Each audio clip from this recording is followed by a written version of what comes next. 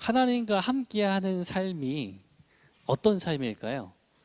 하나님과 함께하는 삶, 우리가 그렇게 주장하는 그 하나님과 함께하는 삶은 무엇을 의미하는 걸까요? 오늘 본문에서 창세기 이야기의 가장 많은 분량을 혼자 차지하고 있는 요셉 이야기가 나옵니다.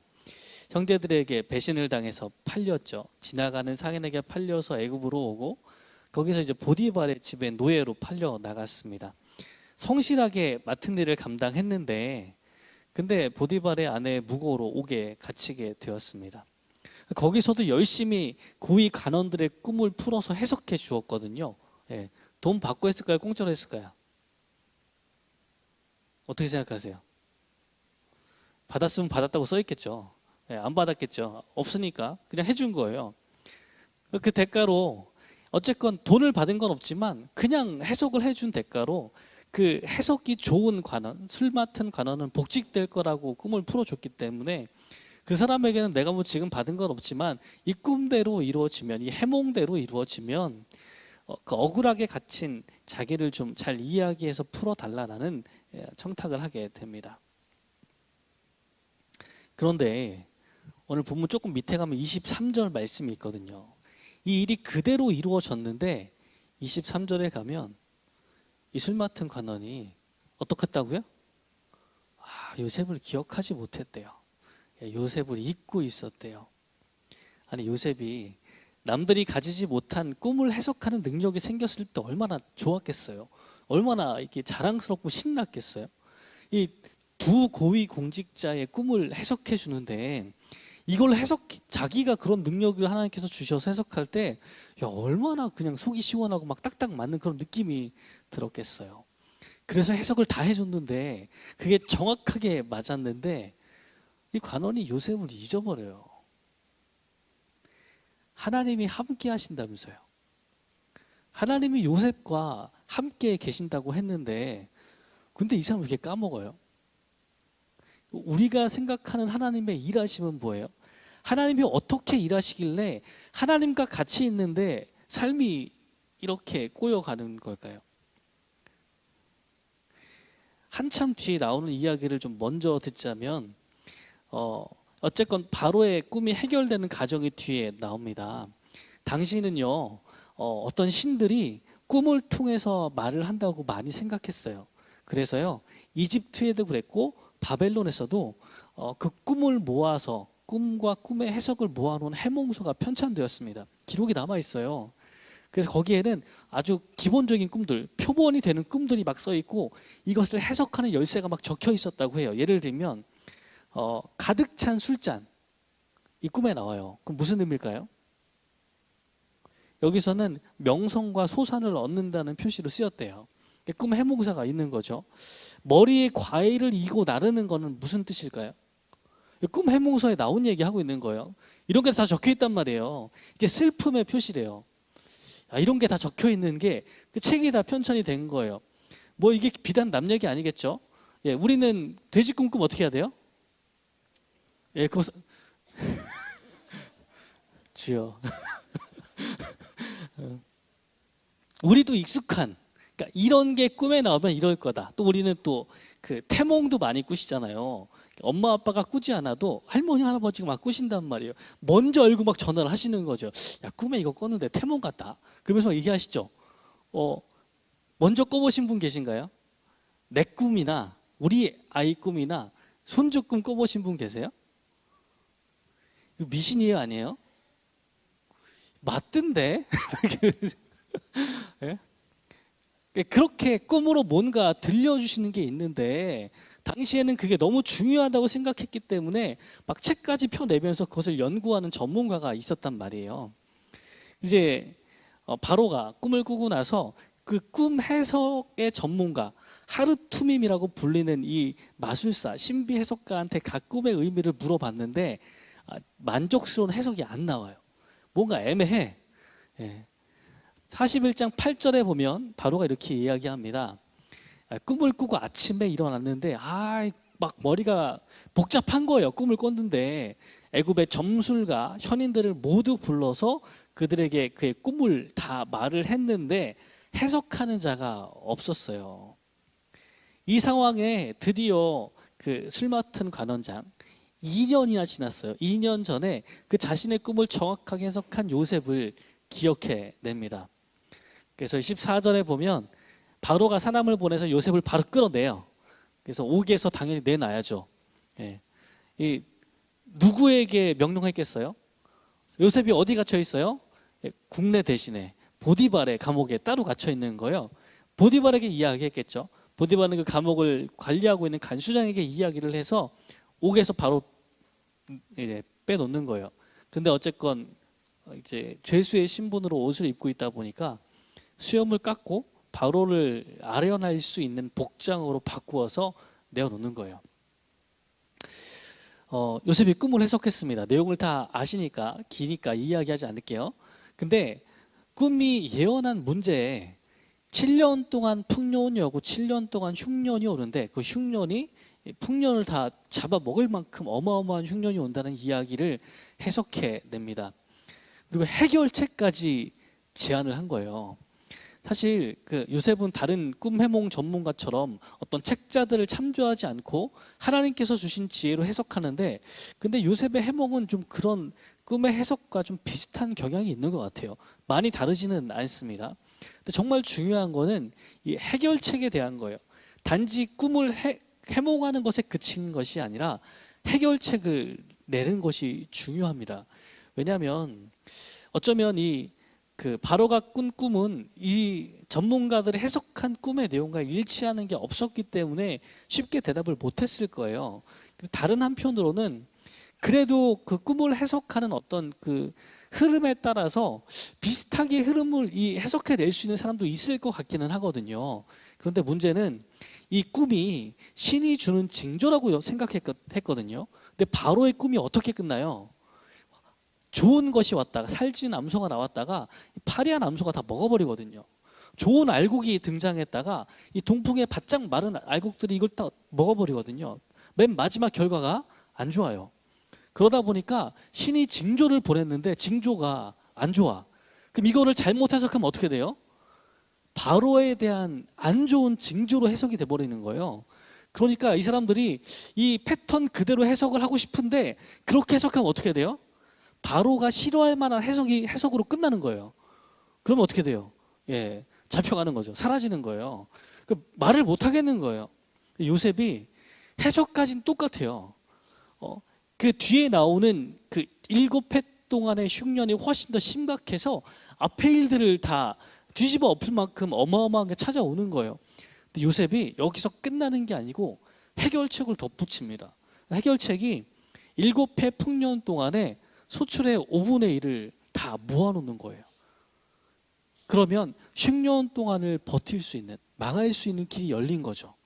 그러면 하나님께서 어떤 신이 이 바로에게 꿈을 꾸게 한 것, 징조를 준 것이 어떻게 해석이 되냐면 바로에게 이어져서 나타날 풍년과 흉년, 특히 흉년을 잘 대비하게 해서 애굽을 살리는 위대한 왕이 되도록 하는 거잖아요. 이렇게 해석이 되고 나니까 모두가 좋아하는 거예요. 바로도 기분이 좋고 신하들도 자기들이 잘못 말하면 죽을 뻔했는데, 아니면 끝까지 해석을 못하면 다 잘릴 뻔했는데 살아났어요. 모두가 좋아하는 일이 벌어지는 겁니다. 그래서 이제 바로가 이야기해요. 39절부터 41절까지 이렇게 이야기하죠. 하나님이 이 모든 것을 내게 보이셨으니 너와 같이 명철하고 지혜 있는 자가 없도다. 아무도 해석 못했는데 유일하게 해석했으니까 제일 명철하죠. 그리고 꿈의 해석에 딱 그친 게 아니라 꿈이 보여주지 않는 그 대비책까지 이야기를 해주니까 네가 내 집을 다스려라라고 이야기합니다. 애굽 온 땅의 총리가 되게 하는 거예요. 이게 뒤쪽에 나오는 좋은 소식입니다. 문제는 지금 얘기예요. 이건 한참 뒤에 일어나거든요. 요셉이 꿈을 해석해 줬는데 요셉이 바로 앞에 서게 되는 거는 만 2년이 지난 후예요. 우리는 여기가 더 궁금한 겁니다. 41절에 보면 만 2년 후에 바로가 꿈을 꾸는 거예요. 그럼 2년 동안 요셉은 거기에 그냥 있는 거예요. 술 맡은 관원장의 꿈을 해석해 줬는데 2년 동안 얘기를 안 해요. 2년 동안. 여러분 좀 그렇게 좀 억울하게 기다리신 적 있어요? 저는 그런 적이 있어요. 그 결혼 전에 그 아는 같이 공부하던 형한테 이제 그 소개팅 좀 해달라고 얘기를 했는데 이분이 알겠다 그러고 까먹은 거예요. 소식이 없네. 해준다 그랬던 것 같은데 막 소식이 없어요. 야, 그래서 형한테 그 청년부 하고 있으니까 청년부에 그 좀 열심히 하는 그 간사님 없냐? 선교단체랑 연합해서 사역하고 있으니까 간사님 좀 소개 좀 해달라. 나도 이렇게 좀 이렇게 그렇게 만나고 싶은데, 그랬더니 그래 알았어. 그러더니 연락이 없어요. 시간이 계속 가는데 나는 나이가 들어가는데 연락이 계속 없더라고요. 결국 그 형은 사역지를 옮겼어요. 야, 뭐야 이게? 근데 이제 다행히 그 다음에 간 이제 형도 같은 또 이제 아는 형이라서 또 얘기했죠. 같은 교회에다가. 그래서 형 거기 괜찮은 간사 없어? 소개 좀 해주면 안 될까? 그랬더니 그래? 근데 찾아볼게. 이렇게 하더니 막 이렇게 하고 소개시켜준 게 누굴까요? 저분. 예. 그거를 어떻게 까먹을 수가 있지? 자기 사역 끝날 때까지 까먹고 안 해주더라고요. 그래서 다음 형한테 부탁해서 소개를 받았는데 그렇게 귀하게 만난 분이에요. 예. 오래 기다렸어요. 오래 기다렸는데 까먹으면 안 되잖아요. 요셉은 얼마나 더 절박했겠어요. 내가 감옥에서 풀려나야 되는데 그게 얼마나 절박했겠어요. 억울하게 들어왔잖아요. 요셉이 처음으로 그런 이야기를 하는 거예요. 억울한 이야기를 하는 거예요. 내가 옥에 갇힐 만한 일을 한 적이 없다라고 막 구구절절히 이야기한 거예요. 처음으로 이야기한 겁니다. 근데 2년 동안 아무 소식이 없는 거예요. 그러니까 우리는 이런 게 어려워요. 하나님께서 함께 하셨다는 말이 있음에도 불구하고 어떻게 이렇게 까맣게 아무것도 없는 시간이 존재하냔 말이에요. 23절 이야기처럼 술잔을 올리는 시종장은 요셉을 기억하지 못했대요. 요셉을 잊고 있었대요. 이 말은 너무 속상한 말이에요. 아마 성경은 이렇게 짧게 썼지만 두 가지 추측을 한번 하는 거죠. 사실 이 사람이 요셉이 꿈을 해석해 줬잖아요. 그럼 며칠 후에 바로 복권이 돼요? 딱 3일 지나요. 여러분 잊을 수 있어요 없어요? 좀 길면 모르겠는데 사흘 뒤에 일어난 걸 어떻게 까먹어요? 그러니까 말이 안 되는 얘기야. 안 까먹었어요. 모를 수가 없는 거예요. 사흘 뒤의 이야기는. 그리고 내가 잘된 것만 딱 맞으면 우연이라고 생각할 수 있잖아요. 근데 제가 죽는 것까지 딱 맞아요.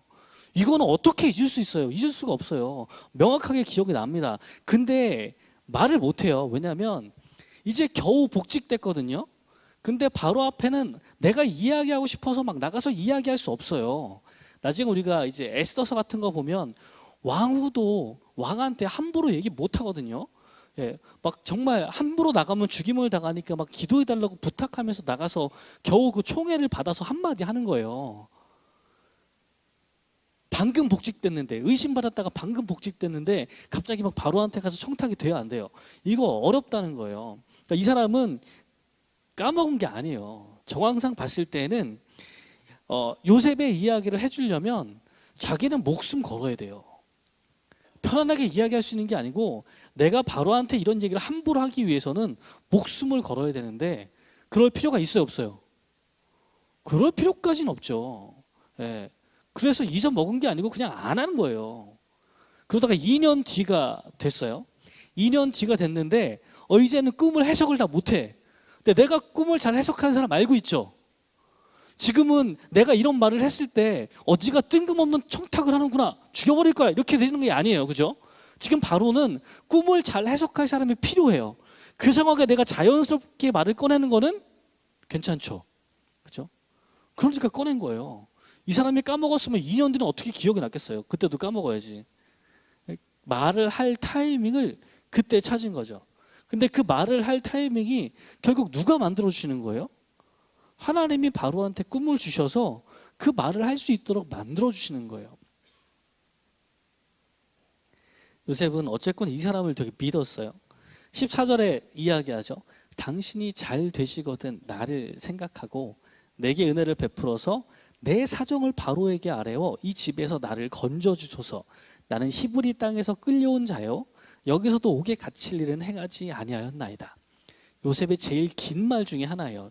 이 뒤로 가면 좀 이야기가 있지만 요셉이 별로 말을 안 하거든요. 이 오랜 시간 10몇 년 동안 갇혀 있는 동안에 유일하게 좀 긴 말 중에 하나입니다.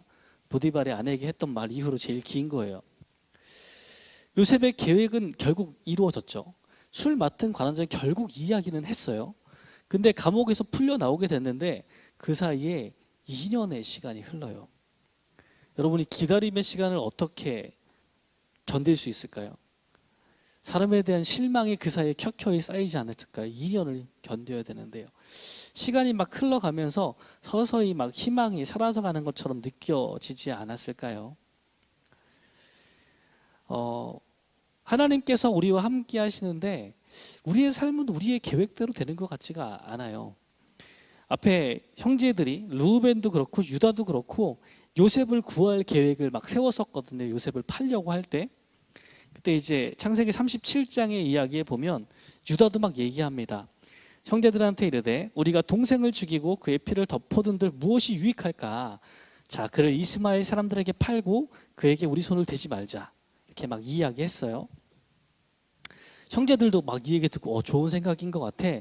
그리고 팔자라고 했는데 물론 르우벤의 이야기는 이미 어그러졌어요. 그리고 나서 28절에 보면 결국 형제들이 파는 것도 아니고 미디안 상인들이 지나가다가 그들이 팔아버려요. 계획은 다 세웠는데 계획대로 이루어져요, 안 이루어져요? 하나도 안 이루어져요. 이제 오늘의 주제는요, 하나님의 일하심에 대한 거예요. 우리는 우리가 열심히 계획을 세우는데 그 계획이 잘 처음처럼 이루어지지 않는다는 걸 발견하거든요. 본문은 그 사이에 뭘 말하냐면 하나님께서 어디서 일하고 계신가를 보여주는 거예요. 요셉이 팔릴 때는 갑자기 미디안 사람들이 등장합니다. 요셉이 감옥에서 나올 때는 자기가 계획했던 거랑 달리 이 술 맡은 관원장이 잘 이야기해서 나오는 게 아니라 갑자기 바로가 해석하기 어려운 꿈을 꾸는 거예요. 그러면서 나오는 거죠. 이 이야기의 우연처럼 보이는 것들의 대부분은 우연이 아니라 하나님이 개입하시는 거예요. 우리가 가진 현실의 눈으로만 보면요, 요셉의 이야기는 형제들과의 갈등이 주요 이야기인 것 같아요. 요셉이 억울하게 종살이를 하다가 열심히 그 가정을 섬겼는데 보디발의 아내에게 무고를 당하죠. 감옥에서도 열심히 섬기고 꿈의 몸까지 다 해줬는데 이 고위 간원이 은혜를 모르고 약속을 잊어버려요. 요셉이 하나님께서 주신 꿈을 꾸었는데 꿈이 형제들 간의 다툼을 더 깊게 만들고요, 해몽하는 은사를 받았는데 감옥에서 풀려난 간원장을 아마 요셉의 이야기를 일부러 불리하기 때문에 잊어버리고 말을 전해주지 않습니다. 현실적으로 이런 걸 따라가다 보면 우린 이렇게 생각하게 돼요. 하나님이 어떤 꿈을 주셨건 간에 그냥 꿈은 꿈이고 사람은 자꾸 배신하게 마련이다, 이런 식의 현실적인 생각을 하게 되는 거예요. 그런데 그 뒤에는 우리가 다 보지 못하는 더 큰 그림이 있습니다. 하나님께서 보여주신 더 큰 그림이 있어요. 하나님은 이 일들을 먼저 계획해 놓으셨거든요. 하나님의 계획하신 큰 그림이 이루어지도록 적절하게 일을 하고 계십니다. 형들은 요셉을 팔아서 요셉이 꾼 꿈이 이루어지지 않게 만들려고 하셨거든요. 그런데 하나님은 요셉을 그 파는 행동을 통해서 애굽에다가 또 왕의 가장 높은 관리들이 갇혀있는 그 감옥에 요셉이 접할 수 있도록 개입하고 계시는 거예요. 함부로 죽지 않도록 막으시고 요셉이 그런 만남을 가질 수 있도록 계속해서 인도해 주시는 거죠. 아마 요셉이 이 술 맡은 관원장이 막 죽음을 무릅쓰고 바로한테 간언을 했으면 요셉이 풀려날 수 있을지도 몰라요. 그렇죠? 바로가 그냥 기분이 좋아서 듣고 보니까 그래 한번 조사해 볼게 라고 이야기해서 조사를 시작합니다. 왕의 감옥에 갇혀있는 거기 요셉을 가서 이 사람이 무슨 죄를 졌는지 파악하고 억울한 사람을 해방시켜 주려고 했어요. 가서 봤는데 요셉이 죄가 없네요. 그럼 누구한테 죄가 있는 거예요? 거짓말한 사람한테 죄가 있죠. 거짓말한 사람 누구예요? 주인의 아내, 보디발의 아내예요. 그럼 보디발의 아내 감옥에 넣어야겠죠. 그럼 그거를 제대로 재판하지 못한 누가 또 잡혀가야 돼요? 보디발이 또 들어가야 돼요. 그러면은 이 애굽의 엄청난 고위 관료들을 다 감옥에 쳐넣고 요셉이 풀려났어요. 요셉이 풀려나면 어떤 신분이 돼요? 히브리 사람이 되는 거예요. 히브리 자유인이 돼요. 애굽에서 애굽의 고위 관료들한테 미움을 산 히브리 자유인은 어떻게 될까요? 그 다음에 기록이 없어질 거예요. 쥐두새도 모르게 사라질 거예요 아마. 그러니까 요셉이 생각했던 그 자기의 계획은요, 기껏해야 그게 끝이에요. 내가 감옥에서 풀려날 수 있지만 그 앞이 보이지 않는 일들이 일어나는 겁니다. 근데 하나님의 계획은 좀 달라요. 하나님은 지금 요셉을 누구를 만들고 싶으신 거예요? 네, 총리를 만들고 싶으신 거예요. 그래서 요셉이 그냥 풀려나는 것 정도로 안 되고 가장 지혜로운 사람이 되어서 바로의 총애를 받을 수 있는 길들을 준비하고 계신 거예요. 그래서 거기 더 2년 있는 거예요. 여러분, 요셉이 애굽에 가서 풀려났어요. 이제 애굽에서 그 열심히 일을 해서 돈을 벌어서 학비를 마련해가지고 꿈 해몽 학교에 들어갑니다. 거기서 전교 1등을 해가지고 이제 그 바로의 관료가 됐어요. 거기서 이제 관료층에 제일 높은 사람이 될 때까지 몇 년 걸릴 것 같아요? 그 2년에 되나요? 안 될 거거든요. 우리는 이 2년이 깜깜하다 생각하고 억울하게 갇혀있는 2년이라 생각할지 모르지만 하나님의 계획으로는 이게 제일 빠른 길이에요. 다가올 흉년을 대비할 수 있는 가장 빠른 길로 요셉을 인도하고 계신다는 겁니다. 우리는 착각하는 경우가 있는데요. 우리의 삶의 이야기를 자서전처럼 써내려갈 때 누가 저자예요? 자서전 써보셨나요? 아직 안 쓰셨죠? 네. 쓰는 거에 취미가 없으시죠? 자, 자서전은 누가 저자예요? 내 이야기니까 내가 저자잖아요. 네. 근데 그렇게 생각하시면 성경을 제대로 안 읽고 계시는 거예요. 우리는 하나님을 믿을 때 뭐라고 믿냐면 우리의 이야기의 진짜 저자가 하나님이라고 믿어요. 우리는 기껏해야 뭐 공동 저자, 옆에 두 번째, 세 번째에 끼어드는 저자 같은 거죠. 우리 삶의 계획은 내가 짜는 게 아니에요. 하나님께서 미리 계획해 놓으신 거예요. 우리는 그 가운데 그것을 이루어가는 사람으로 존재하는 겁니다. 요셉의 이야기가 그걸 아주 극명하게 보여줘요. 요셉 자기가 세운 계획은 별거 없거든요. 그 계획이 제대로 이루어지지도 않아요. 그런데 하나님의 세워놓으신 큰 계획들은 정확하게 이루어지고 있거든요. 요셉을 거기 보내셔서 먼저 많은 것들을 준비하게 하세요. 결국은 누굴 살리게 하시냐면 이 일들 가운데 애굽 땅의 곡식을 찾으러 살아온 야곱과 그 가족들의 생명을 살리시는 일들을 하나님께서 하시거든요. 이 계획은 사실 언제 시작된 거예요? 아브라함부터 시작한 겁니다. 하나님께서 아브라함에게 말씀하실 때 내 후손들이 애굽에 있다가 나올 것을 먼저 이야기하시거든요. 그 계획이 지금 여기서 이루어지고 있는 거예요. 하나님께서 먼저 계획을 세우고 계십니다. 요셉이 거기 쓰임 받고 있는 거예요. 여러분, 우리의 삶의 계획이 다 이해가 안 될 때가 있으시죠? 답답한 시기를 견뎌 나가는 것처럼 느끼실 때도 분명히 있겠죠. 근데 우리는요, 우리가 가진 하나님 앞에 가진 믿음은요, 그게 의미가 있는 거예요.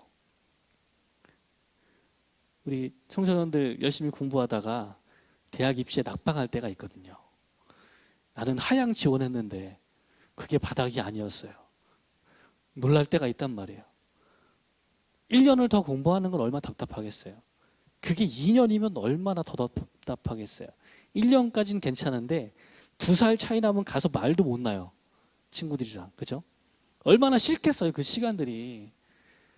열심히 유학을 갔다가 한국에 돌아오는 친구들이 있는데 사이가 애매하게 뜹니다. 그럼 1년 꿇어야 돼요. 아시죠? 학기가 잘 안 맞으면은 유학 갔다 왔는데 1년이 동생들이랑 공부하는 일이 벌어져요. 별거 아닌 것 같은데 마음이 좀 많이 괴롭습니다. 받아들이기가 쉬운 이야기가 아니에요. 우리 삶에는 남들보다 뒤처진 것처럼 느껴지게 하는 꽤 많은 일들이 있어요. 주위를 살펴보다 보면 되게 답답한 일들이 너무 많이 벌어지게 됩니다. 우리는 우리의 현실적인 눈으로 그걸 볼 때는 거기는 정말 하나님께서 함께 하시는데 왜 이래? 라는 말만 자꾸 떠오르게 됩니다. 또 오늘 본문은요, 하나님께서 함께 하시기 때문에 그 시간들이 다 쓸모 있게 된다는 것들을 보여주는 겁니다. 바울은 이 이야기를 이렇게 전하죠. 로마서 8장 28절의 이야기입니다. 우리가 알거니와 하나님을 사랑하는 자 곧 그의 뜻대로 부르심을 입은 자들에게는 모든 것이 합력하여 선을 이루느니라. 다른 사본으로 읽으면 하나님이 모든 것을 합하여 선을 이루시느니라 라고 이야기합니다. 요즘에 뭐가 그렇게 답답하세요? 뭐가 그렇게 이해가 안 되세요? 뭐 이렇게 원망할 게 많으세요? 사람들마다 하나씩 마음에 안고 살아요. 그 이야기들 가운데 어쩌면 이 요셉이 겪었던 마지막 요 2년의 시기 같은 때에 우리는 하나님의 계획에 대한 신뢰가 필요합니다. 다 알지 못하고 눈에 보이진 않지만 하나님의 계획이 이루어질 것을 믿는 신뢰와 인내가 우리에게 필요합니다. 믿음의 눈을 가지고 하나님의 일하심을 기대할 때 하나님께서 우리를 정말 하나님의 중요한 때에 가장 알맞게 쓰실 것을 믿습니다. 지금 힘든 그 시기를 혹시 걸어가고 계시다면 그 하나님의 계획에 대한 믿음을 가지시는 저와 여러분들 되기를 주님의 이름으로 축원합니다. 함께 기도하겠습니다. 하나님, 우리의 눈으로는, 우리의 생각으로는 전혀 이해할 수 없는 시기를 걸어가기도 합니다. 왜 하나님께서 속히 이루어 주시지 않는지 답답하고 원망스러울 때도 많습니다. 그러나 주님, 우리의 삶의 계획은 우리가 계획한 대로 쓰여지는 것이 아니라 하나님께서 먼저 쓰고 계시고 하나님께서 결론을 향해 우리를 이끌어 가심을 믿습니다. 우리에게 그 믿음의 눈을 허락해 주셔서 어쩌면 이 가장 어두운 시기를 견뎌낼 수 있는 믿음과 신뢰를 주시고 견뎌낼 수 있는 인내를 더하여 주시옵소서. 하나님 손에 붙잡힌 사람들, 그 이름을 신뢰하는 사람들에게는 하나님이 그 모든 것을 합하서 선을 이루신다 약속해 주십니다. 하나님, 우리의 삶이 주님 손 가운데 그렇게 쓰여질 것을 믿습니다. 하나님의 계획하신 놀라운 일들을 이루는데 우리를 사용하실 것을 믿습니다. 주님, 우리에게 지금 믿음을 더하여 주시옵소서. 예수님의 이름으로 기도합니다.